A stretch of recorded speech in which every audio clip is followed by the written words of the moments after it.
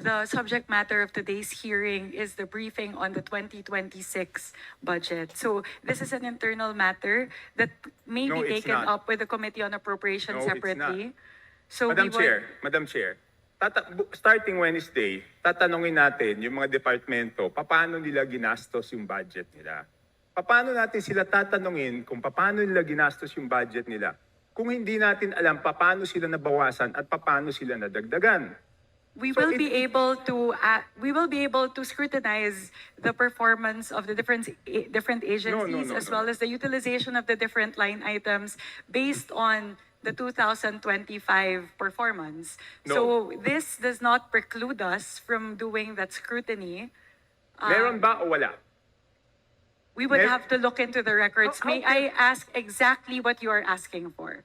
The small committee report of the 2025 budget that has just asked the COMSEC kung meron o wala.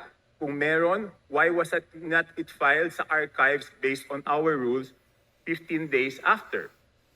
So meron ba o wala? Simple.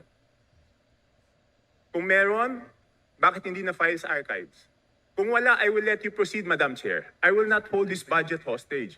Gusto ko lang malaman, meron o wala. The HGAB itself, the output of the small committee is already embedded into the HGAB itself. So that's the report. That's the output of the small It's committee. not the report, Madam Chair. Based on our rules, each committee must come out with a report.